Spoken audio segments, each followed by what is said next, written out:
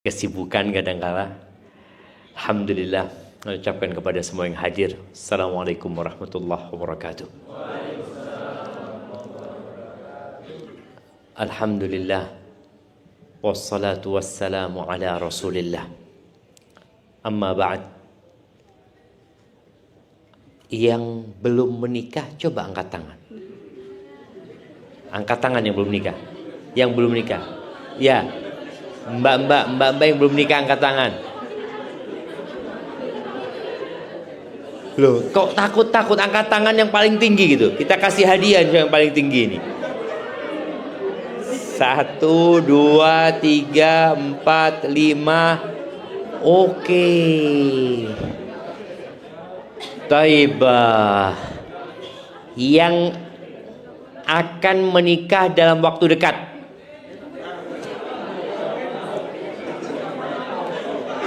Yo, dalam waktu dekat. Coba angkat tangan. Iya, oke. Kasih mic ini, Mas ini. Kasih mic. Masya Allah. Siapa namanya?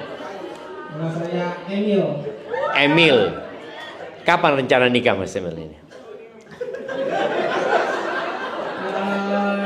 Secepatnya, Ustaz. Oh, jadi belum ada calonnya ini? Kayaknya Mas Emil kayak bantal. Kasih bantal aja Mas Emil. Nah, paling enggak sudah siap ya. Bantalnya sudah siap insya Allah buat Mas Emil. Masya Allah, ambil mic-nya. Taib, buat mbak-mbak yang tanggal nikahnya sudah ada. Loh, ayo mau dikasih hadiah ini. Mana? Kasih apa? Bed cover. Iya, yang tanggal nikahnya sudah ada. Loh, kok ribut dewe iki, mbak-mbak iki. Jadi belum ya, belum ada tanggalnya. Taib, yang tahun ini mau nikah. Loh, ya itu. Loh, udah ada. Oke, kasih mic dia. Kasih mic dulu baru dikasih hadiah.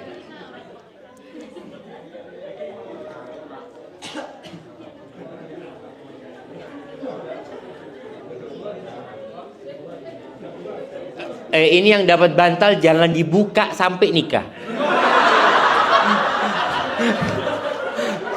Karena itu untuk jadi antum cepet-cepet nikah. Setiap melihat bantal itu, kapan kawin aku ya? Gitu paling enggak seperti itu insyaallah. Baik. Iya. Mbak yang di sana kapan rencananya nikah insyaallah? Tahun ini kira-kira bulan apa? Insyaallah bulan Oktober atau November. Loh, deket sekali sudah. Kasih setrikaan nggak apa-apa. Kasih setrikaan mbaknya. Iya, Masya Allah. Sudah bisa nyetrika mbaknya ya? Loh, gak belum. Ingat baik, jangan dibuka setrikaannya kecuali yang pertama disetrika bajunya suaminya. Nah, Masya Allah jemaah. Ana bahagia sekali kalau melihat anak-anak yang mau segera menikah. Karena sebelum bicara bagaimana mendidik generasi, ya kita sendiri yang harus memperbaiki diri kita sendiri. Di masa yang penuh dengan fitnah, yang kata Nabi SAW, "Ma min zamanin illa walladhi ba'dahu syarrun minhu." Tidak ada suatu zaman kecuali yang sesudahnya lebih buruk daripada sebelumnya. Jadi zaman kita sekarang lebih buruk daripada zaman nenek-nenek kita, bapak-bapak kita. Nenek kita nggak pernah tahu yang namanya internet. Bapak kita juga mungkin masih belum pakai HP kecuali HP yang bisa buat telepon saja. Sekarang anak di susuan wis pegang HP. Saya anak lihat ya, dikasih tontonan, orang tuanya sibuk dengan kegiatannya. sendiri, anaknya dikasih handphone, dikasih sesuatu yang menyebabkan anak-anak itu akhirnya ya sudah, cukup dengan apa yang dia tonton. Sampai yang terakhir kita akan berjumpa dengan Dajjal. Semoga Allah selamatkan kita tatkala fitnah itu hadir. Nasihat Nabi SAW. Baik, nasihat ini 1447 tahun yang lalu. Kata beliau alaihi salatu wassalam, ya ma'syarasy syabab, man istata'a minkumul ba'a falyatazawwaj. Wahai kaula muda. Ini buat yang muda-muda ya. Barang siapa di antara kalian memiliki kemampuan. Kemampuan yang pertama adalah kemampuan secara finansial. Kedua, kemampuan secara mental dan fisik. Ilmu. Barang siapa yang memiliki kemampuan, hendaklah menikah. Sekarang kan orang tua nggak lagi nyuruh anaknya nikah. Kuliah, oh jangan nikah, usah kuliah. Loh, apa urusannya nikah sama kuliah kok dipertentangkan? Kadang-kala sudah punya usaha, alhamdulillah sudah bisa bekerja, jangan nikah kecuali kalau sudah mapan. Loh, sampai mati tidak mapan-mapan. Tidak kawin-kawin akhirnya. Karena ada orang sampai mati di rumah kontrakan. Tidak punya rumah dia. Apakah memang disyaratkan orang menikah harus punya rumah? Enggak. Tapi dia punya tempat tinggal walaupun ngontrak. Maka Nabi SAW mengatakan itu di saat fitnah tidak seperti hari ini. Menikah, kata Nabi SAW. Kenapa? Supaya selamat dari fitnah. Fa innahu aghaddu lil basar wa ahsanu lil farj. Karena dengan menikah itu akan lebih menjaga pandangan dan menjaga kemaluan.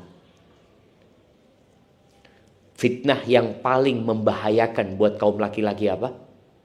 Ya wanita. Kenapa kok dipisahin? Kenapa perempuan di belakang kok nggak di depan? Bapak-bapak.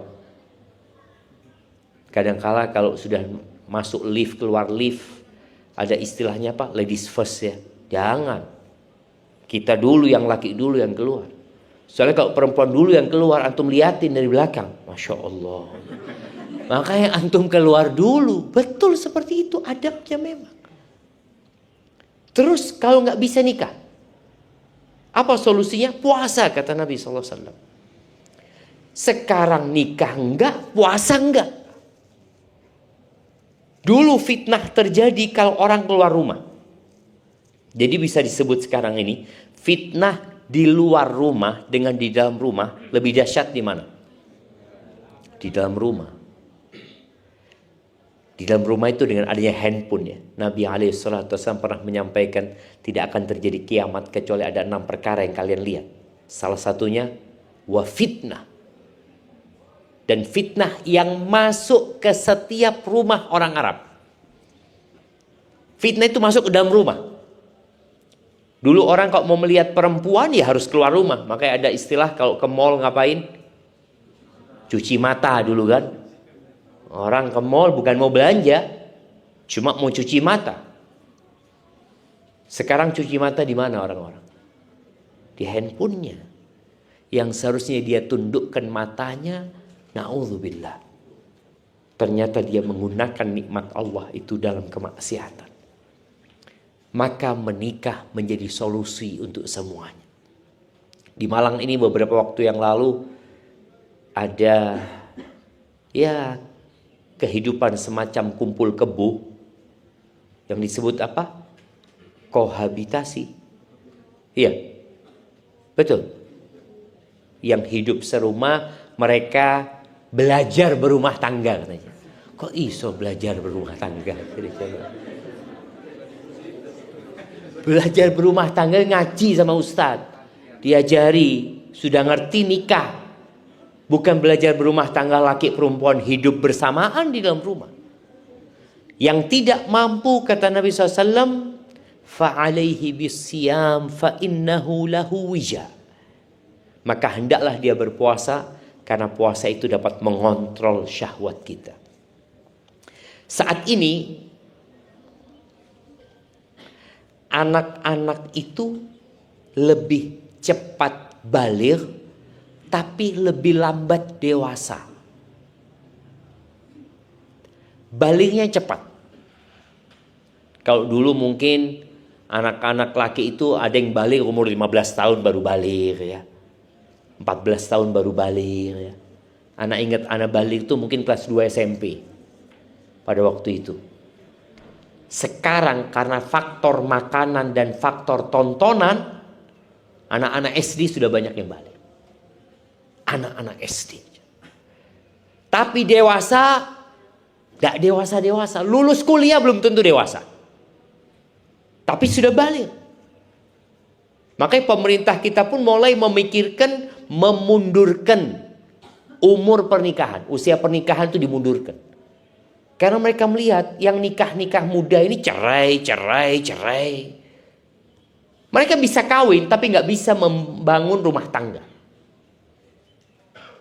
Ini jadi PR buat kita semuanya. Makanya kenapa tema ini penting walaupun tadi belum pada nikah ya. Tapi bagaimana mempersiapkan diri tatkala engkau menikah, engkau bisa mendidik generasi dengan pendidikan yang sesuai dengan harapan. Anak akan membacakan sebuah cerita. Cerita ini terjadi di pagar Konstantinopel. Ketika Konstantinopel belum ditaklukkan. Karena dulu umat Islam hanya bisa sampai ke tembok Konstantinopel itu. Tapi untuk masuk itu baru terjadi di tahun 800-an Hijriah. Disebutkan di sini, kunna bil Konstantinia ayyam Maslamah bin Abdul Malik. Kita berada di Konstantinopel pada waktu itu, tadi di tembok Konstantinopel, di masanya Maslamah bin Abdul Malik. Di tengah-tengah kita waktu kita ngobrol itu ada Ibn Muhairiz dan Ibn Dailami, Wahani Ibn Kulthum ya, ini orang-orang soleh ini. Akhirnya kita cerita tentang akhir zaman. Ini cerita kira-kira 1300 tahun yang lalu anggap coba. Atau 1350 tahun yang lalu. Ini cerita tentang akhir zaman. Ngomong bahwasanya akan terjadi fitnah-fitnah yang begitu menakutkannya. As-Saibani yang meriwayatkan cerita ini, dia berkata, "Fadiktu dzir'an bima sami'tu." Aku jadi ketakutan dengan apa yang aku dengar, dengan fitnah-fitnah yang akan terjadi di akhir zaman. Akan banyaknya perzinaan, ya, akan banyaknya pembunuhan, anak-anak yang durhaka kepada orang tuanya. Banyak sekali fitnah yang ketika aku mendengar itu, aku jadi khawatir gitu loh. Fakultu libni Dailami. Maka aku berkata kepada Ibn Dailami, "Ya Aba Bishr, biwuddi annahu la yulad li waladun abada." Aku kok jadi kepingin gak punya anak selama-lamanya. Dia mengatakan setelah khawatir gitu loh. Ya opo anak-anak nanti gitu loh. Bagaimana tatkala kebebasan na'udzubillah ya, dibuka sehingga perzinaan terjadi di jalanan. Dan Nabi SAW menyebutkan di antara tanda-tanda kiamat itu wa tadharul fahisha hatta tafshu, akan nampak atau tantashir yang namanya kekejian. Di situ ada perzinaan, ada LGBT sampai merajalela ya. Maka di As-Saibani mengatakan aku nggak kepingin punya anak gitu loh. Gimana anakku nanti? Ini 1300 tahun yang lalu jemaah sudah ngomong kayak gitu. Karena dia beriman bahwa apa yang disabarkan Nabi SAW pasti terjadi. Dia yakin. Kapan? Dia nggak tahu. Tapi yang dia pikirkan bagaimana dengan anak keturunanku nantinya. Ketika menghadapi yang seperti itu. Apa kata Ibn Dailami, aku dipukul pundakku sama dia. Wa qala ya ibna ahi la taf'al. Wahai keponakanku, jangan kau lakukan itu. Fa innahu laysa min nasamatin kataballahu laha an takhruj min sulbi rajulin illa wa hiya kharij. Tidak ada manusia yang sudah Allah tetapkan akan lahir, pasti akan lahir. Jadi kita nggak kepingin punya anak, kalau Allah kepingin, ya jadi anak. Berapa banyak orang-orang yang mungkin ingin punya anak sampai berangkat ke rumah sakit hebat ya. Tapi kalau Allah katakan nggak punya anak, ya nggak punya anak. Karena semua berada dalam ketentuan Allah Azza wa Jalla. Insya'a wa in aba. Dia mau, dia nggak mau, kalau sudah Allah tetapkan anak itu lahir, lahir anak itu coba. Lalu apa solusinya? Ketika kita takut dengan fitnah itu, Ibn Dailami mengatakan, ala adulluka ala amrin in anta adraktahu najjakallahu minhu. Engkau mau nggak aku kasih sebuah amalan yang kalau engkau mendapati fitnah-fitnah itu, engkau akan selamat, diselamatkan Allah Azza wa Jalla.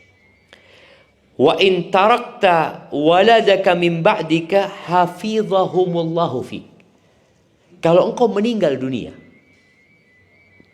dan engkau punya anak-anak, maka anak-anak itu akan dijaga sama Allah Azza wa Jalla untukmu. Ya, siapa yang nggak mau? Nah, ini yang jadi tema kita. Bagaimana kita menghadapi fitnah selamat, dan bagaimana tatkala kita meninggal dunia, anak-anak kita selamat menghadapi fitnah yang ada. Lalu beliau membacakan firman Allah di surat An-Nisa ayat 9. Coba semua dibuka handphonenya, dibuka surat An-Nisa ayat 9. Monggo, siapa yang mau baca? An-Nisa ayat 9. Baca ayatnya sama artinya. أعوذ بالله من الشيطان الرجيم وليخشى الذين تركوا من خلفهم ذرية ضعافا خافوا عليهم فليتقوا الله وقولوا قولا سديدا. Hendaklah merasa takut orang-orang yang mati meninggalkan setelah mereka keturunan yang lemah, yang mereka khawatir terhadapnya. Maka bertakwalah kepada Allah dan berbicaralah dengan tutur kata yang dalam hal menjaga hak-hak keturunannya. Barakallahu fikum. Jadi kalau kita khawatir dengan anak-anak keturunan kita, maka yang harus dilakukan adalah bertakwa kepada Allah. Jadi bapak ibunya ini harus bertakwa. Anak-anak ketika orang tuanya bertakwa, Allah akan jaga mereka. Jadi kalau bicara parenting itu, yang pertama adalah memperbaiki orang tuanya. Sejak awal orang tua jangan pernah salah pilih pasangan. Ini sebagai bentuk ketakwaan kepada Allah. Menikahlah dengan pasangan yang kriterianya disebutkan dalam sunnah Nabi SAW. Kalau mau cari istri, carilah istri yang agamanya baik. Ya kalau bisa, ya kita tahu insya Allah ya, perempuan itu dinikahin karena 4 hal. Cantik, kaya, bangsawan, dan agamis. Mana yang dipilih? Kebanyakan laki-laki memilih wanita karena cantik. 2, kaya. Ono, rondo. Ayu mas. Seperti itu. Terus, soge. Tapi tidak sembahyang. Udah popois, bismillah, udah popo. Ya udah sembahyang. Jika dia tidak sembahyang, karena dia fokus sama kaya sama cantiknya. Engkau gampang tak ajari sembahyang, seperti itu kan. Enggak, Nabi SAW menyebutkan, engkau kalau kepingin hidupmu penuh dengan kesejahteraan dan kedamaian, yang agamanya. Kalau bisa ada 4 itu, bagus. Cantik, karena ada seorang datang ke Syekh, Syekh, anak kepingin Syekh, carikan istilah buat anak Syekh, kata dia, apa? Yang cantik Syekh, yang putih, dikasih tahu yang tingginya sekian. Oke, kata Syekh. Terus kalau bisa fulus Syekh, kata dia, ini itu. Terus ya kalau bisa anaknya bangsawan, ini itu. Terus kalau bisa hafal Quran Syekh, ini itu. Kata Syekh, kalau ada kayak gitu anak juga mau, kata Syekh. Kok enak ini? Loh iya, kadang kalau orang ini lupa mau bercermin sama dirinya, engkau itu kayak opo gitu loh. Tapi tadi ketika mencari pasangan, cari yang agamanya baik. Kalau ada semuanya alhamdulillah, kalau enggak ada semuanya kecuali agamanya baik, itu yang dipilih. Nih, mas-mas ini ya, ketahuilah bahwa seorang itu melihat yang belum dia miliki, melihat sesuatu apa saja yang belum dia miliki tidak dalam wujud aslinya. Faham? Faham. Ya apa maksudnya? Antum kepingin handphone yang terbaru berapa? iPhone 17. Oh, iPhone 16. Ketika ngelihat iPhone 16 di mall umpamanya, delok, masya Allah, api yo.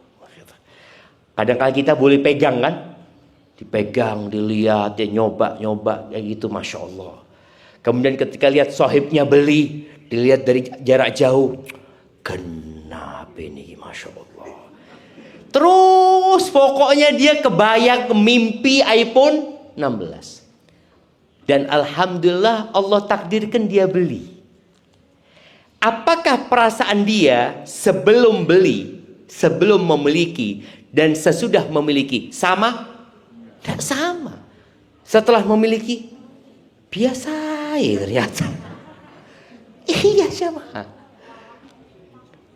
Rumah nih, kita di Permata Jingga ya. Orang ketika lewat rumah sing paling api. Sing paling api di mana, Mas? Jumeirah ya. Setiap lewat sana, kapan dia omah gini ya? Oh, terus 2 tahun setiap lewat kapan duwe? Setelah duwe biasa. Kayak gini ya, daun obobon gitu. Itu manusia seperti itu. Istri juga sama. Loh, sungguhan jemaah. Jadi antum ketika senang dengan seorang perempuan ya, setiap lewat depan rumahnya, iki ndak ono wonge. Cuma lewat ngarepe omahe. Langsung ndrodok ati, masya Allah kate. Pas kajian kayak gini delok sandali. Loh, iki sandali fulana iki. Betapa bahagianya antum melihat sandali tok. Ketika ngelihat perempuan ini lewat, Allah kelepek-kelepek dak kuat jemaah. Setelah nikah nih, keluar dari kamar mandi, antum sibuk sama handphonenya. Apa? Tidak dilihat istrinya jemaah. Tidak dilihat. Dan seperti itulah dunia ini.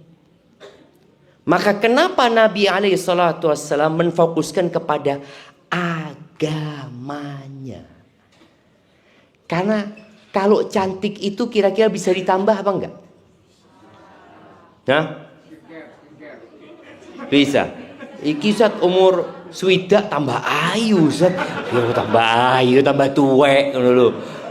Jadi hukum asalnya ya mungkin dipermak titik ya ini itu, tapi dengan bertambahnya umur tetap bertambah tua.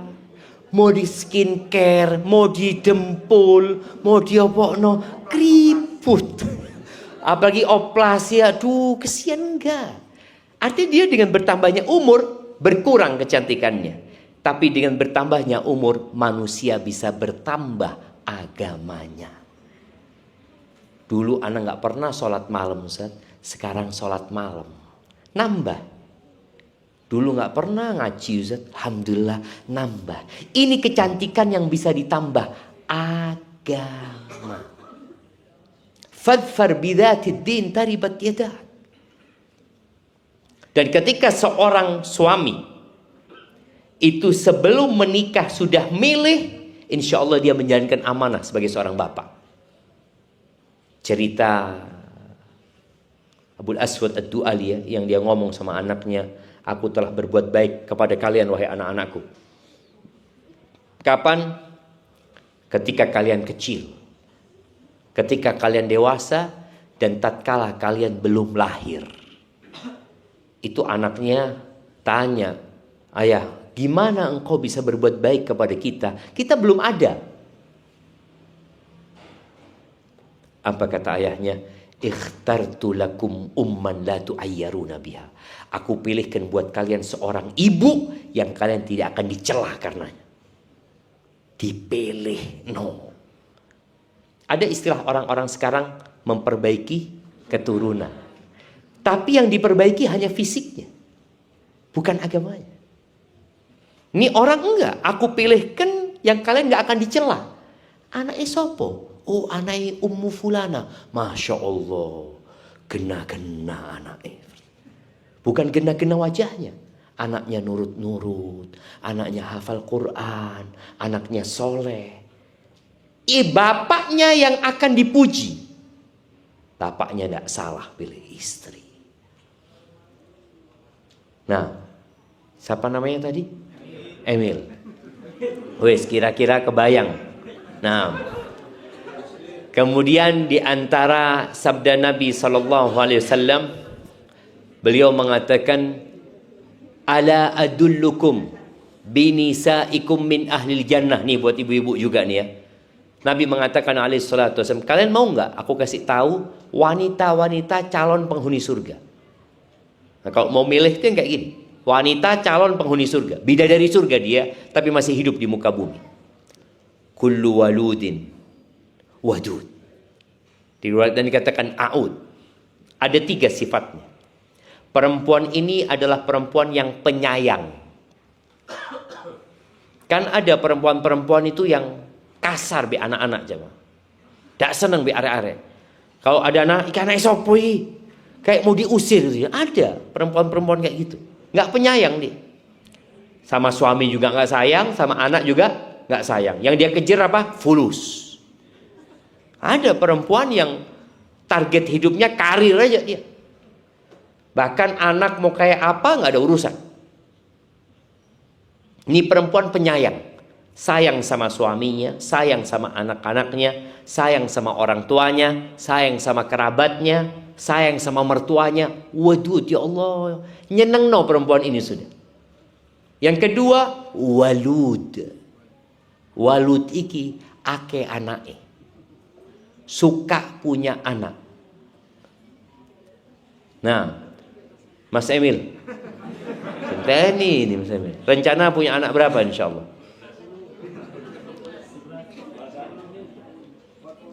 Keinginan. Dua. Kenapa kok cuma 2?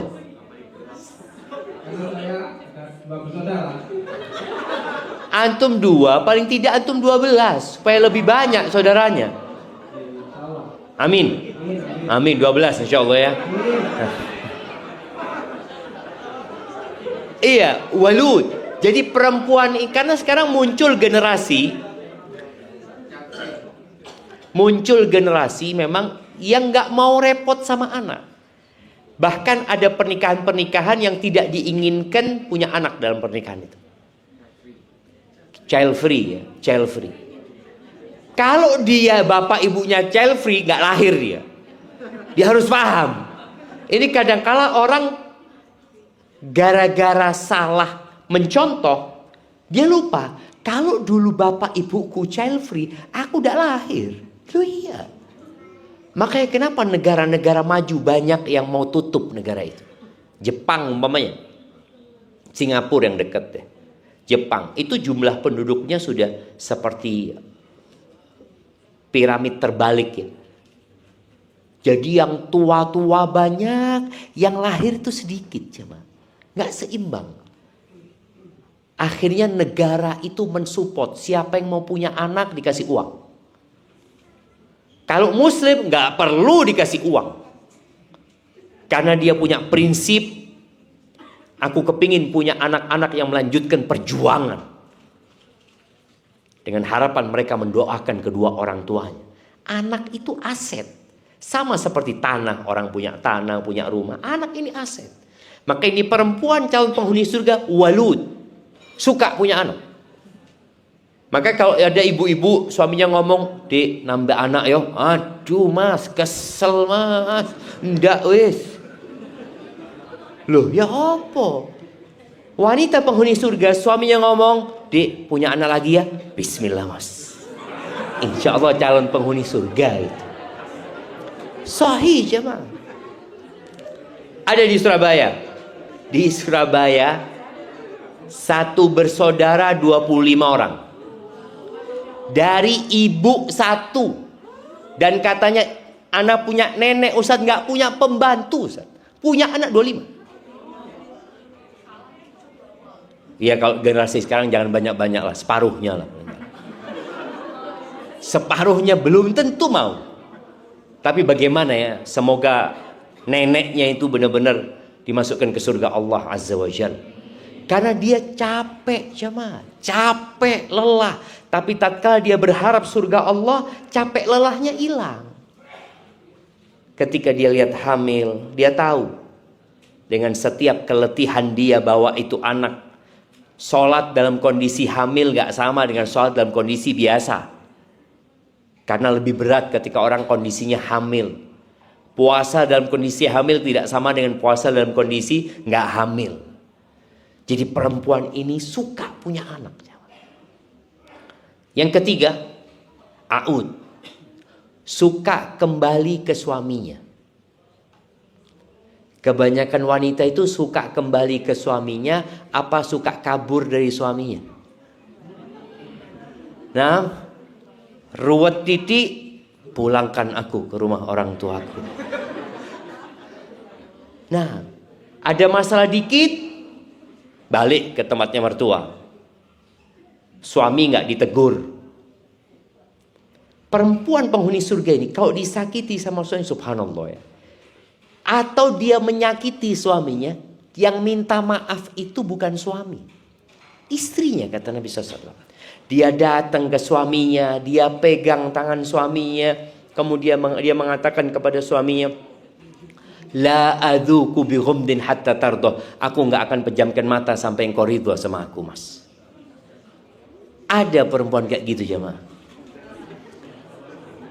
Ada, tapi sulit jemaah.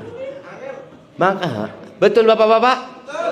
Oh ya, setuju bapak-bapak. Jadi yang minta maaf itu istri apa suami? Nah,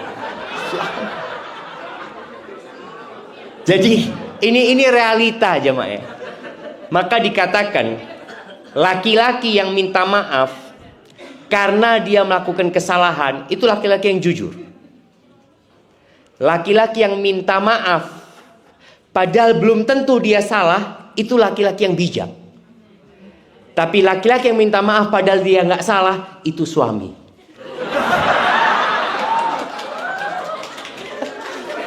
Loh, antum setuju enggak bapak-bapak? Loh, setuju. Apa seperti itu ibu-ibu? Lihat. Memang kayak gitu kenyataannya. Padahal perempuan penghuni surga itu yang suka minta maaf. Dan bedanya suami sama istri kalau minta maaf, kalau suami minta maaf mengatakan, "Dek, aku njaluk sepuro dek ya." Kalau istri minta maaf, "Mas, aku njaluk sepuro lek duwe salah." Jadi tidak ngaku lek salah. Jadi dia ngomong lek duwe salah. Enggak. Kalau laki langsung njaluk sepuro gitu loh. Ya Allah, memang berat masuk surga itu cuma. Berat, minta maaf saja berat gitu loh. Tapi seperti itu wanita penghuni surga. Maka tadi paling tidak seorang suami, seorang laki-laki kalau cari pasangan demi mendapatkan anak-anak yang dijaga sama Allah, engkau jangan salah pilih. Begitu pula dengan di sini para perempuan ya yang belum menikah atau yang sudah menikah. Sebagian orang sudah menikah dan merasa salah pilih suami. Ada yang merasa salah pilih suami? Enggak salah Ustaz, takdiri kayak gini. Nah, tadi ada mungkin yang merasa salah gara-gara memang dia ketika menikah dia tidak memilih agamanya suami. Padahal kata Nabi SAW, "Idza ja'akum man tardawna dinahu wa khuluquhu fa'ankihu." Apabila datang kepada kalian seorang laki-laki yang agama dan akhlaknya kalian sukai, bukan wajahnya, bukan pekerjaannya, bukan kemapanan hidupnya, tapi dua hal. Kalian suka sama agama dan akhlaknya, kawinkan. Terimalah pinangan orang itu. Wa illa kata Nabi SAW, kalau kalian tidak menikahkan, takun fitnatun fil ardi wa fasadun arid. Maka akan terjadi fitnah di muka bumi. Akan terjadi kerusakan yang melebar kemana-mana. Gara-gara orang memilih suami yang gak soleh. Akhirnya anak-anaknya gak soleh juga. Karena nyontoh bapaknya gak sembahyang. Kadangkala ada bapaknya yang narkoba, bapaknya suka pulang malam gara-gara judol, ini macam-macam. Itu terjadi. Yang salah siapa? Ya engkau, kenapa engkau mau gitu. Maka kalau sudah terjadi itu, bertobatlah kepada Allah. Karena boleh jadi dia harus minta maaf sama anak-anaknya. Nah, sepurone nak ya. Mama memang dulu waktu nikah sama bapak itu ngelihat kepada uangnya bapak. Boleh jadi. Bagaimana cara mengetahui agamanya seseorang? Ya paling tidak kalau mau tahu agamanya Mas Emil, tanya sama imam masjid. Tanya, Ustadz, ini Mas Emil ini di soft pertama kali, di soft yang mana kalau sholat? Oh, Mas Emil ini jadi imam terus, tapi imamul masbuqin, imam yang telat-telat. Umpama, nah ini umpama gitu kan. Jadi orang itu kan tanya sama imam. Apalagi khotib Jumat kan ada kelihatan khotib itu sama jamaahnya. Ada yang ketahuan, aduh fulan, masya Allah fulan, Jumatan selalu telat di belakang. Ada yang seperti itu. Itu kalau mau tahu agama. Kalau mau cari akhlak seseorang jangan di masjid. Karena di masjid semua orang akhlaknya baik.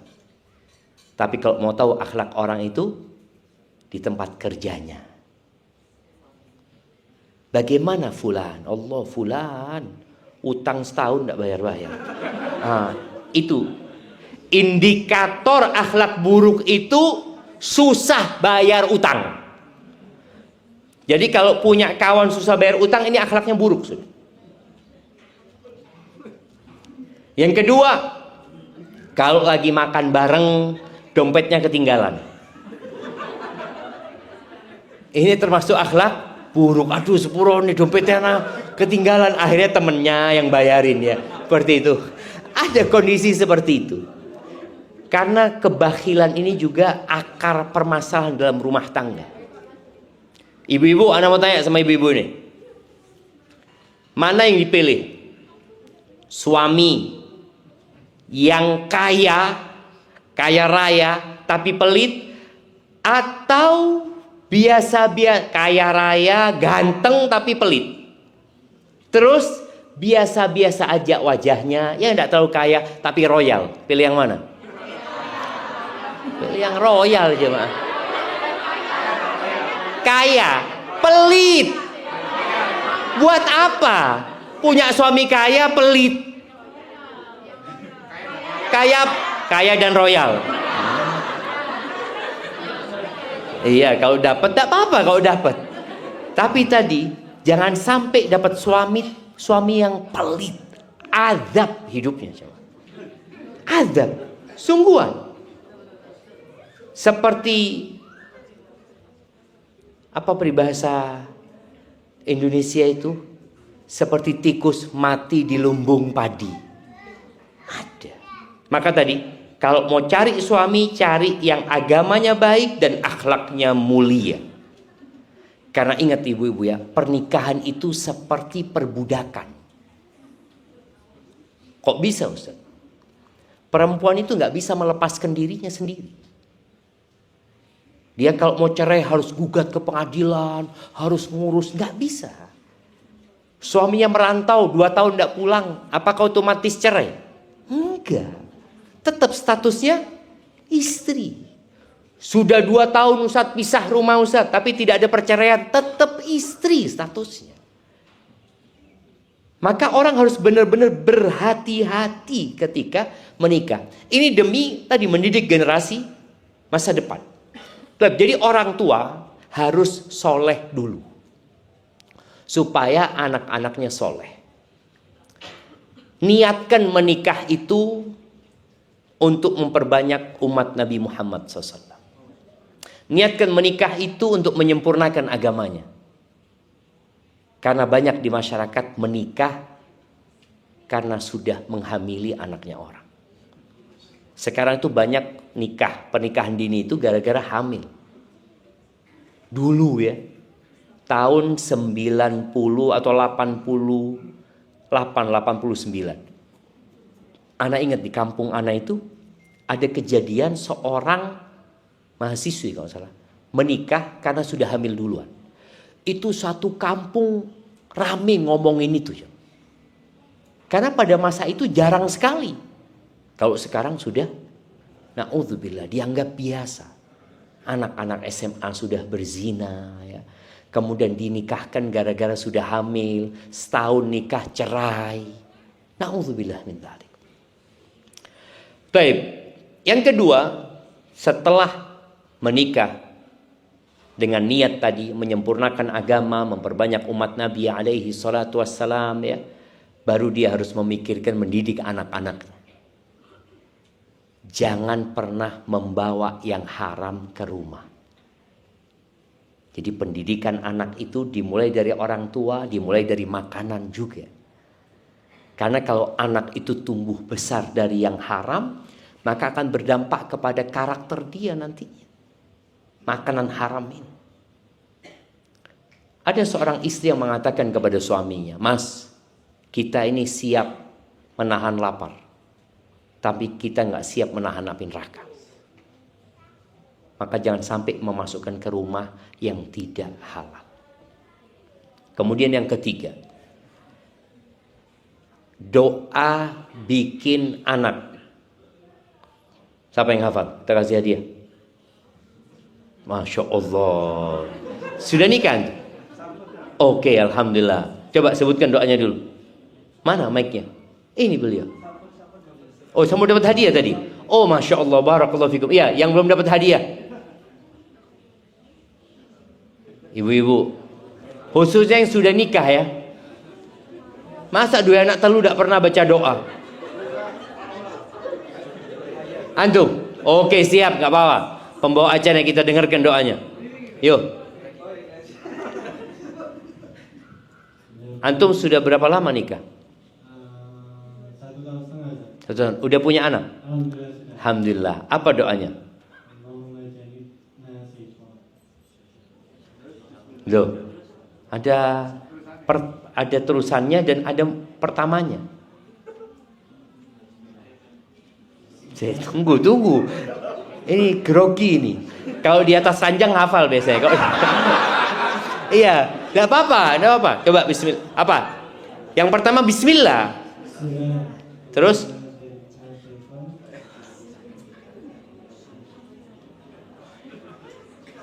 kurang dikit. Allahumma jannibna syaitan wa jannibi syaitan ma razaqtana. Artinya,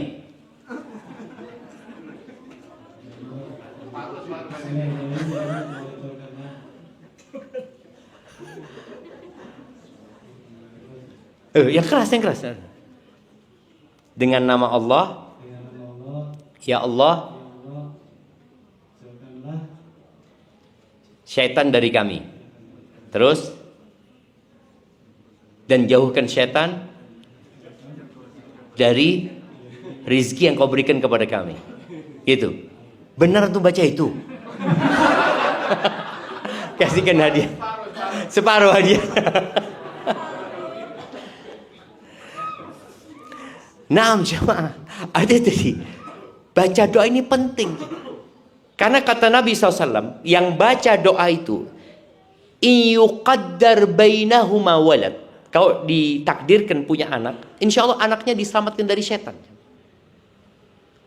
Jadi akan tumbuh besar bertakwa kepada Allah SWT. Sebagian bapak-bapak ini gerusa-gerusu. Jadi ibu-ibu kalau bapaknya gerusa-gerusu, tunggu dulu, baca doa. Suruh baca doa, betul jemaah. Karena takut jadi anak ini bapaknya nggak baca doa gitu loh. Itu baca doa. Kemudian ketika anak itu lahir, dikasih nama yang bagus. Ini pendidikan sejak dini tadi. Namanya yang bagus. Ada seorang ibu yang ngasih nama anaknya Topan. Ada. Siapa sini? Topan. Angin topan ini jemaah. Apa kerjanya? Ada pernah tahu kawan namanya Ribut? Ada loh. Oh no. Iki sapa jenenge? Ribut. Yo gawe ribut yo. Karena orang tua sudah salah kasih nama sama anaknya. Ada seorang ustadz ya di mana di Semarang. Namanya itu sama orang tuanya dikasih nama. Dulu ada orang tua kalau ngasih nama itu buka Quran. Buka Quran langsung nunjuk. Dulu belum ada terjemahan ya, jarang Quran terjemahan ya. Nunjuk. Sudah nama anaknya ini Minal Khosirin. Minal Khosirin itu artinya termasuk orang-orang yang merugi. Ada di Al-Quran tuh Minal Khosirin. Ya sudah. Orang tuh nggak tahu sama artinya. Pokoknya di mana? Di akte itu Minal Khosirin. Ketika anak ini sekolah, masuk pondok, baru ngerti kalau namanya salah. Akhirnya ditambahin depannya. Ditambahin Laisa. Laisa itu bukan artinya. Laisa Minal Khosirin. Bukan termasuk orang-orang merugi. Jadi yang namanya Ribut itu kasih tambahan aja. Laisa Ribut gitu kan. Dan ini berdampak. Jangan pernah mengatakan apa arti sebuah nama. Nama berdampak loh. Karena orang akan memanggil anak itu dengan panggilan itu terus menerus. Ketika ada seorang sahabat datang kepada Nabi SAW, ditanya sama Nabi SAW, siapa namamu? Hazan. Hazan itu artinya keras kepala aja. Susah, ruwet orang. Kata Nabi SAW, bal anta sahal. Engkau mudah, sahal, diganti namanya sahal ya. Sahal itu lawannya hazan. Engkau sahal. Apa kata orang ini? Aku nggak akan ganti nama pemberian orang tuaku. Ya sudah, Nabi SAW hanya mengusulkan kan. Akhirnya kata cucunya, Sa'id ibn Musayyib ibn Hazan, gara-gara kakek kita nggak mau dirubah namanya, keras kepala di rumah kita sampai hari ini ada. Jadi anak cucunya keras kepala. Itu berdampak. Maka tolong pilihkan nama yang baik. Tidak usah pilih nama yang aneh-aneh ya. Kadang-kadang kan ada orang cari nama yang tidak ada di Malang. Anak ketemu dengan satu orang, nama anaknya siapa namanya? Titanica. Kelelep pergi coba. Loh, kapal Titanic itu tenggelam gitu loh. Namanya Titanic iso kelelep anaknya. Ada lagi nama anaknya siapa? Harley Davidson. Karena bapaknya senang sama Harley. Ada yang namanya Pajero, macam-macam jemaah. Antum lihat namanya orang itu. Ya terserah, orang tuh ngasih nama terserah ya. Tapi kalau nama itu nggak baik, bok diganti. Nggak apa-apa ganti nama, carikan nama yang baik. Kemudian setelah itu mulai nih didik anaknya. Jadi ibu nih, kalau ibunya soleha tadi, dia akan menyusui. Dan di dalam agama kita itu, kalau ibu nggak bisa nyusuin, ada ibu susuan. Ini harapan kita mungkin di Malang ini, kalau bisa Permata Jingga ini membuat rumah susuan. Jadi bukan tempat penyimpanan ASI ya, bukan. Kan ada bank ASI. Bank ASI itu banyak ulama menolak karena akan tercampurnya nasab nantinya. Karena nggak tahu ini ASInya siapa, ini ASInya siapa. Tapi kalau ibu susu, ya enggak, ibu ini nyusui. Jadi ibu itu digaji untuk nyusuin anaknya orang. Nabi kita Muhammad alaihi salatu wassalam, siapa yang nyusui? Halimah Sa'diyah. Iya, susui ibunya kemudian dibawa ke desa jemaah. Maka ketahuan siapa ibu susunya. Kalau bayi itu disusui pakai botol, dia tidak akan merasakan kedekatan dengan orang yang menyusuinya. Sampai ada sebuah penelitian di barat sana. Ada ruang bayi-bayi yang baru lahir itu. Dan yang biasanya anak di situ diinkubasi ya. Itu kan dikasih susu formula ya, kasih susu formula. Disebutkan di tempat itu ada 2 ruangan. Yang satu ruangan dikasih suara detak jantung. Di satunya enggak. Ternyata yang dikasih suara detak jantung itu lebih tenang bayi-bayinya. Karena bayi ketika ditempelkan ke dada ibunya, dia dengar suara jantung ibunya, jemaah. Dia dengar itu. Maka terjalin hubungan yang dekat anak sama ibu. Gitu. Maka usahakan tadi ibu-ibu ini nyusui anaknya. Dulu wakil presiden yang dahulu, Bapak Yusuf Kala, itu sempat mengusulkan bagaimana perempuan-perempuan yang punya anak itu jam kerjanya dikurangi. Supaya mereka masih sempat nyusui anak-anaknya. Tapi ditentang oleh aktivis gender. Dikatakan ini termasuk diskriminasi terhadap perempuan karena dibeda-bedakan. Loh pancene berbeda. Beda, yang hamil siapa? Perempuan gitu loh. Seharusnya dia diperlakukan lebih. Yang melahirkan siapa? Perempuan. Yang nyusui siapa? Perempuan. Tapi ada aktivis gender yang menuntut persamaan. Nggak mau, harus tetap sama. Lu gimana? Ada terjadi kezaliman kepada para wanita itu nantinya. Maka tadi usahakan menyusui.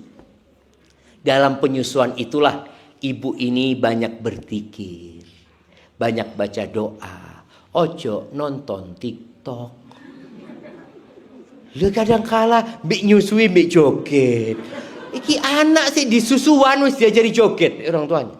Nauzubillah min dzalik ya. Sang bapak juga tadi usahakan mendidik anaknya dengan cinta dan kasih sayang. Gendong anaknya sesekali, mencium anaknya. Nabi Muhammad alaihi salatu wassalam itu gendong cucunya. Sholat ke masjid, digendong ditaruh di sini jemaah. Umamah bintu Abil As, putrinya Zainab bintu Muhammad SAW. Itu sholat dibawa sama Nabi SAW. Ini salah satu bentuk pendidikan dengan cinta dan kasih sayang plus memberikan teladan. Anak kecil itu nggak bisa dikasih tahu sholat kayak gini, harus kayak gini, nggak bisa. Dia perlu dikasih contoh. Maka bapak-bapak hendaklah memberikan contoh yang baik. Perbanyak sholat sunnah di rumah. Kata Nabi SAW, waktu anak tinggal berapa menit? 5 menit lagi. Kata Nabi SAW, khairu salatir rajuli fi baitihi. Sebaik-baiknya sholat orang laki itu di mana? Di rumahnya. Anak ulangin. Khairu salatir rajuli fi baitihi. Sebaik-baiknya sholat seorang laki-laki itu di mana? Di rumahnya. Illal maktubah, kecuali sholat wajib di masjid. Jadi sholat qobliyah, ba'diyah, duha, sholat malam itu lebih baik di rumah. Karena rumah kita itu boleh jadi 40 hari nggak ada sholat. Karena istri sedang nifas, nggak ada sholat. Masih bayi, yang hidup di rumah ini cuma 3 orang. Antum, suami, istri, plus bayi ini. Istrinya sedang nifas. Kalau sang suami sholatnya di masjid terus, qobliyah, ba'diyahnya, duha di masjid, berarti 40 hari di rumah tidak akan ada sholat. Maka tolong sholat sunnahnya di rumah. Biar anak itu ngelihat bapaknya sholat. Wallah jamaah, beberapa hari yang lalu anak tersentuh hati anak. Anak jam 2 bangun ke toilet, terus anak sholat witir lah. Lagi sholat witir, anak punya anak umur 7 tahun. Perempuan, dia bangun. Dia bangun untuk ke toilet juga. Setelah dari toilet, Ana lihat dia mandangin Ana. Dari pintu itu dia pandangin Ana, terus dia masuk ke kamarnya. Dapat setengah menit, dia masuk lagi ke toilet. Ambil wudu. Sholat. Ana ngomong subhanallah. Betul, anak itu melihat, gak perlu disuruh. Ketika itu yang dia lihat terus, akhirnya dia tertarik untuk sholat. Seperti bapak yang ngomong sama dia, nak, ojo rokok anak ya. Rokok ini membunuhmu. Kira-kira anaknya itu ngerokok apa enggak? Ngerokok. Padahal sudah dikasih tahu, nah secara medis terangkan sama bapaknya, sambil rokokan bapaknya ini terang no. Anak itu mungkin salah mendengar tapi tidak pernah salah melihat. Salah dengar, bapaknya ngomong, nah ojo rokokan, yang dia dengar enak rokokan. Oh iya pak. Karena dilihat bapaknya ngerokok. Kalau rokok itu berbahaya, mesti bapaknya nggak ngerokok gitu loh. Maka akhirnya anak tumbuh seperti itu. Maka tolong bapak-bapak ini, masih panjang sebenarnya cerita mendidik ini, tapi itu sebagai mukaddimah. Nanti mudah-mudahan kita kesini lagi lebih panjang lagi. Kita sampai anak itu kecil ya, harapannya anak itu mendapatkan pendidikan dengan teladan. Bapaknya ngomong, nak jangan nonton HP, bapaknya jangan pegang HP. Jangan sampai bapaknya ngomong, nak jangan pegang HP, bapaknya pegang HP.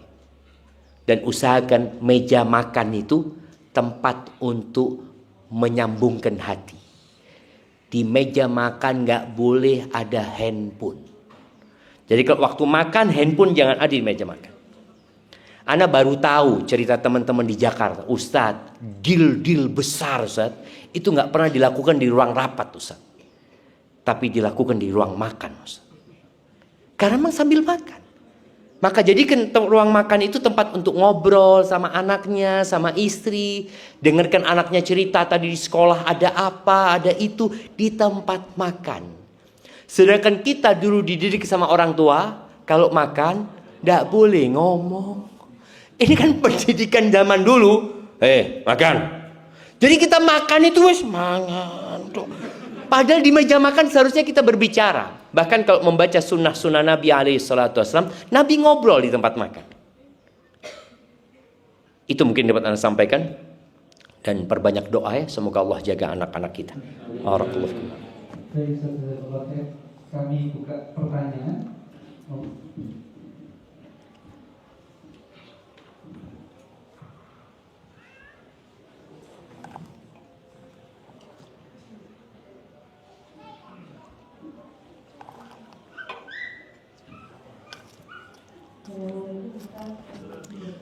Waalaikumsalam warahmatullahi wabarakatuh. Ini kan kami ini banyak ini minta mobil dari guru-guru di sekolah kami Pak. Masya Allah. Tahu SD, SMP, SMK. Sekolah kami ini sekolah inklusi Pak, di mana banyak anak ABK yang di sekolah-sekolah kami. Dan itu tidak mudah buat kami itu. Tapi kami ingin Ustaz mungkin berikan kami semangat juga gitu loh. Masya Allah. Supaya kami tetap selalu semangat mendidik anak-anak kami. Karena kan kalau sekolahnya ini disaring semuanya pintar kan lebih mudah Ustaz. di sekolah kami insya Allah enggak Ustaz. Masya Allah, Masya Allah. Ada berapa persen yang ABK itu? Kalau setiap kelas tuh kami menerima 24 kali 2. Setiap kelas itu satu anak ABK Ustaz. Masya Allah, Masya Allah, Masya Allah. Ada perbataan guru juga sebenarnya. Subhanallah. Seperti itu. Ya Allah memberikan saya anak ABK anak yang pertama Ustaz.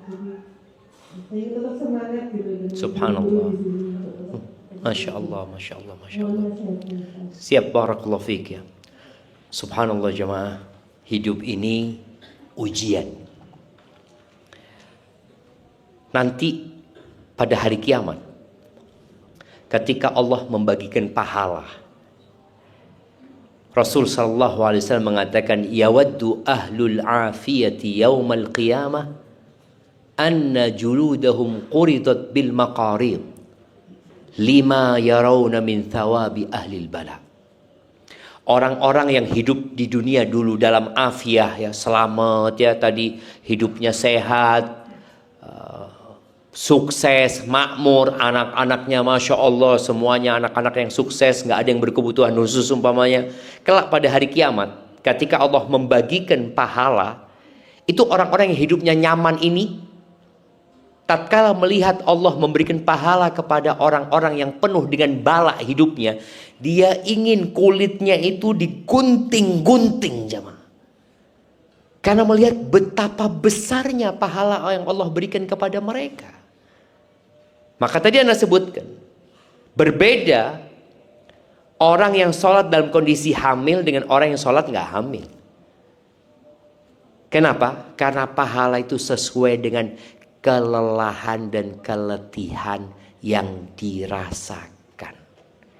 Orang yang anaknya 3 nggak sama dengan yang anaknya 10.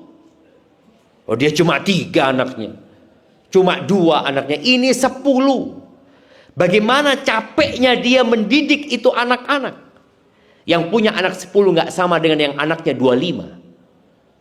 Tadi yang anak-anaknya berkebutuhan khusus dengan anak-anaknya yang biasa-biasa aja, berbeda keletihan dan kecapeannya.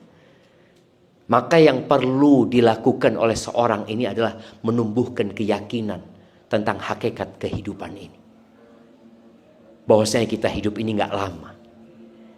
Ketika Allah menitipkan anak-anak ABK itu kepada salah seorang di antara kita, maka hendaklah dia yakin kalau itu sudah disesuaikan dengan keimanan dan kemampuan kita.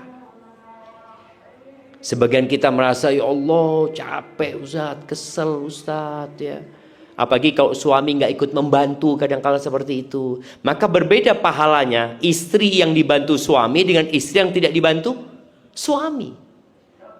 Karena pahala itu sesuai dengan kelelahan. Kalau tadi bicara orang tua yang punya ABK, anak-anak ABK tadi ya. Bagaimana dengan guru? Guru-guru ini tolong memperbaiki niatnya. Karena ada yang niatnya cuma cari fulus. Sayang.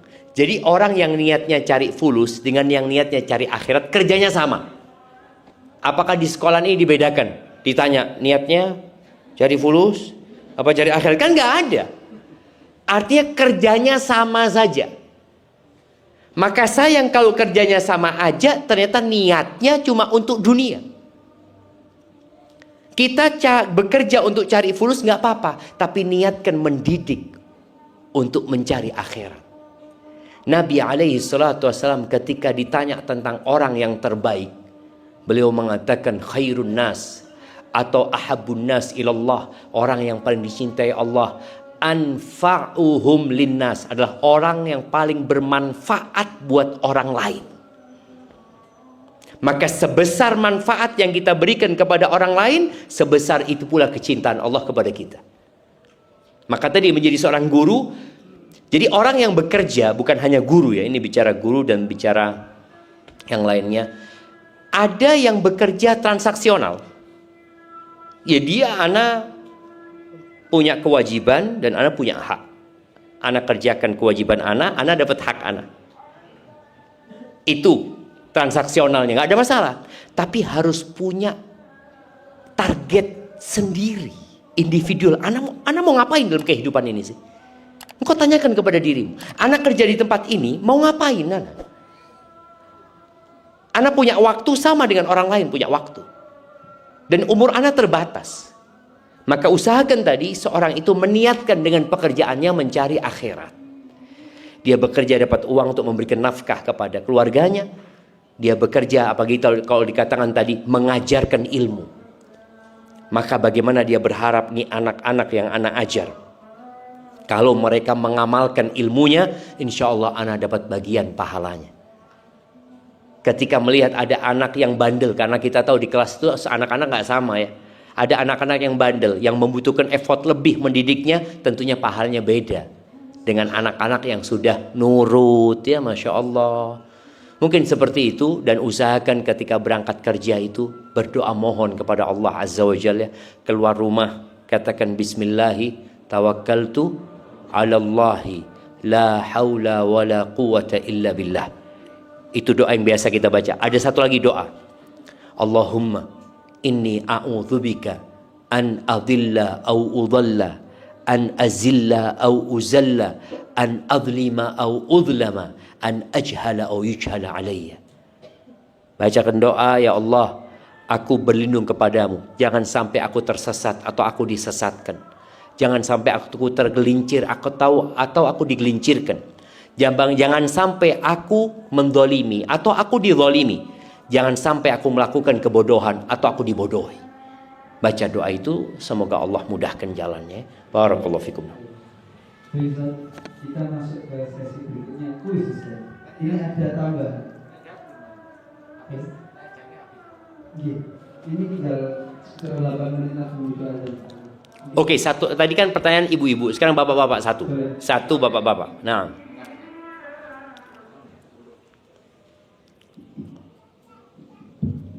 Bismillah, selamat.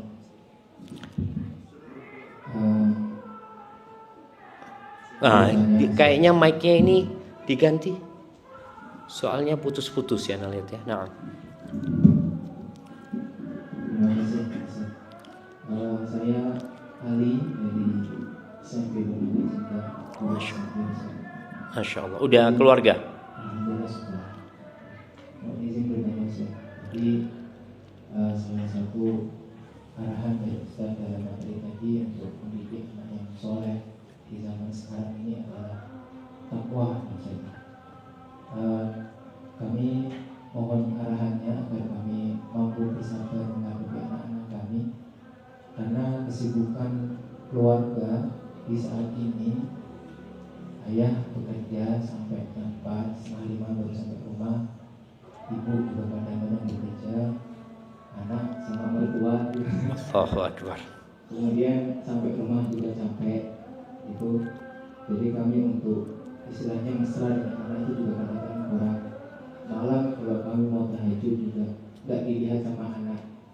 Jadi, dan ketika liburan kami melihat anak-anak kami kadang-kadang akhlaknya kurang baik sama kami, itu kadang-kadang tertekan. Itu bagaimana agar kami bisa sabar menghadapinya, dan bagaimana kalau ada doa khusus mungkin Ustaz dari Masya Allah. Barakallahu fiik. Iya. Ada seorang yang mengadukan anaknya ke salah satu ulama ya. Dia mengatakan, aku punya anak kok susah diatur, kata dia. Akhirnya kata syekh ini, ista'in biqaulihi ta'ala. Engkau minta tolonglah dengan membaca doa dari firman Allah. Doanya ini yang ada di surat Al-Ahqaf ayat 15. Rabbi auzi'ni an ashkura ni'mataka allati an'amta alayya wa ala walidayya wa an a'mala salihan tardah wa aslih li fi dhurriyyati inni tubtu ilaika wa inni minal muslimin. Kita lihat ya doa ini ya. Ya Allah, ilhamkan kepada aku, bantulah aku untuk mensyukuri nikmat yang kau berikan kepada aku dan kepada kedua orang tuaku, dan bantulah aku untuk beramal soleh yang engkau ridhoi ya Allah. Kemudian wa aslih li fi dzurriyyati, perbaiki anak-anak keturunanku ya Allah. Minta sama Allah agar diperbaiki anak-anak keturunanku. Aku tobat kepadamu, aku termasuk orang-orang muslim. Itu kalau doanya. Adapun apa yang harus dilakukan? Jadi kita dalam kehidupan ini kadang-kala dihadapkan untuk memilih. Kayak tadi bapak ibu bekerja. Apakah itu terpaksa atau pilihan? Kadang-kala pilihan. Karena memang sebenarnya yang wajib memberikan nafkah adalah ayah. Kalau sang ibu mungkin harus bekerja, pastikan dia bisa bawa anaknya. Ada tempat kerja yang bisa bawa anaknya. Nah, di sekolah ini bisa bawa anak. Bisa bawa anak kan? Bisa apa enggak? Bisa sambil ketawa-tawa. Hah? Gimana? Oh, Sabtu. Masya Allah. Iya, kita di kampus kita, kemudian kita punya sekolah di Jember. Ini mungkin masukan ya. Karena kita tahu banyak ustadzah-ustadzah yang punya anak. Akhirnya kita siapkan itu namanya hadonah, tempat daycare ya. Daycare itu tapi sekolah yang mengadakan. Jadi di sekolahan, bukan dititipkan ke orang, tapi tetap ada yang jagain. Sehingga orang tuanya ini di waktu istirahat itu masih bisa ketemu sama anaknya, masih bisa nyusuin anaknya. Ya karena kita tahu ustadzah ini yang ngajar di tempat kita, loh kalau dia berhenti nggak ada yang ngajar nantinya. Dan itu beratnya mencari guru perempuan ya. Karena guru perempuan ini ya nanti dihamili sama suaminya ya, terus dihamili lagi sama suaminya. Jadi ya mau nggak mau kita harus tahu diri gitu. Jadi kalau memang nggak pilihan, terpaksa beda lagi. Kalau pilihan bisa nggak bekerja, istrinya nggak usah bekerja. Kalau akhirnya anak jadi korbannya. Tapi kalau nggak usah, alhamdulillah bisa menggabungkan. Umpamanya tadi mungkin ibunya pulangnya nggak jam 4. Kan ada yang pekerjaan mungkin setengah hari atau apa. Karena terus terang kesian anak-anak kita. Kecuali memang kita menitipkan kepada orang yang akan mendidik anak-anak kita. Umpamanya kakeknya. Nabi SAW itu ditinggal mati bapaknya. Ditinggal mati ibunya. Siapa yang membesarkan? Kakeknya. Ditinggal mati kakeknya, dibesarkan oleh pamannya. Artinya kalau yang tempat kita menitipkan anak-anak kita orang-orang yang bisa dimintain pertanggungjawaban atas apa yang diberikan kepada mereka, nggak ada masalah. Dan kemudian jangan sampai anak itu diracuni sama keluarga sendiri. Diracuni gimana? Bapakmu itu tidak tanggung jawab, ibumu pisan. Akhirnya dia benci sama bapak sama ibunya. Iya, anak dititipkan ke mbah. Seperti itu. Itu bahaya. Padahal kedua orang tuanya melakukan itu karena cinta sebenarnya sama anak-anaknya. Barakallahu fiik. Nah, jadi kasihkan kepada yang bertanya aja sudah. Oh iya. Iya. Nah, ini ada grand prize Ustaz. Masya Allah. Masya Allah. Ada 2 pertanyaan Ustaz. Ada 2 amplop ini ya. Wallahu a'lam. Isinya ada apa enggak nggak tahu ya. Yang penting ada amplopnya gitu kan. Ini semoga lutut sebelum azan. Monggo pertanyaan. Taib. Berkaitan dengan anak, maka sebutkan 7 anak Nabi Muhammad SAW. Angkat tangan duluan kalian. Nah.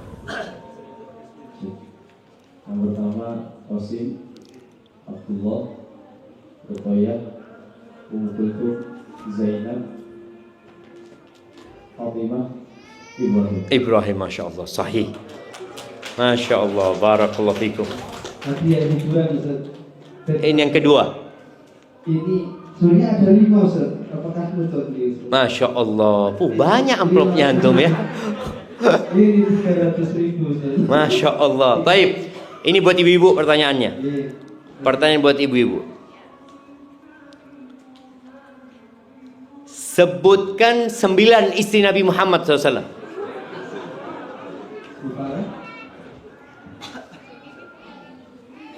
Ini bercover ibu. Sofia, Sofia, Khadijah, Khadijah, Aisyah, Aisyah, Sauda. Sauda. Udah berapa? Empat. Empat. Zainab, Zainab, Ummu Salamah, Ummu Salamah, Juwairiyah. Juwairiyah. Sudah 9. 7 sih. Tambah Zainab lagi, ada Zainab 2, 8 sudah. Oh iya. Tambah 1. Yang paling dicintai Nabi siapa? Oh iya, Aisyah. Sudah Aisyah Oh, tadi. sudah ya Ustaz. Sudah belum? Belum. Oh sudah. Nah, Pas Ustaz dikurangi enggak apa-apa? enggak apa-apa sudah kurang. Masya Allah. Barakallahu fikum. Baik, pertanyaan satu lagi masih bisa? Bisa Ustaz.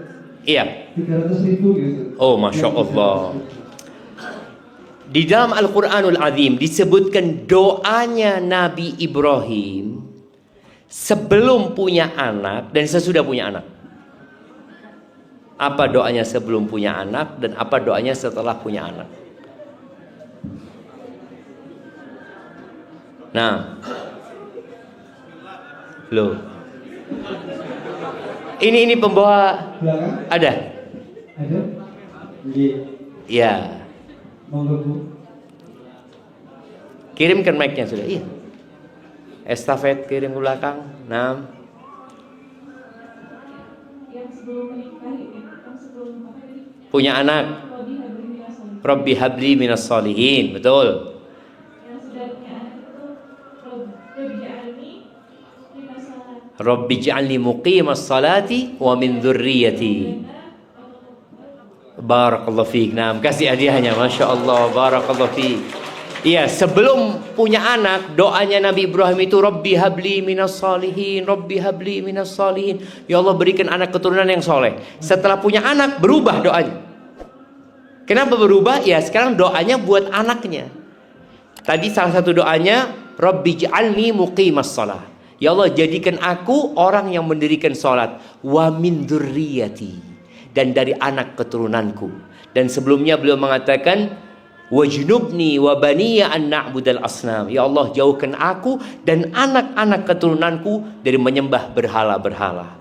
Jadi tolong yang belum nikah juga doa Rabbi habli minas solihin, yang belum punya anak juga doa, setelah punya anak doakan khusus buat anaknya. Seperti doanya Nabi Ibrahim tadi paling tidak. Barakallahu fikum. Sisa 2. Ini kasus dari pras gitu. Oke, sisa 2. Iya, lebih banyak. Ini 500.000 Ustaz. 500.000. Oh, 500.000 jamaah. Monggo Bapak Ibu. Bismillahirrahmanirrahim. Iya. Siapa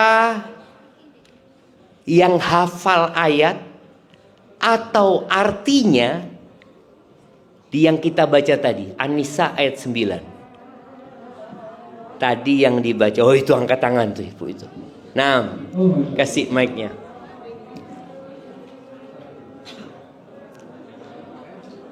Belakang.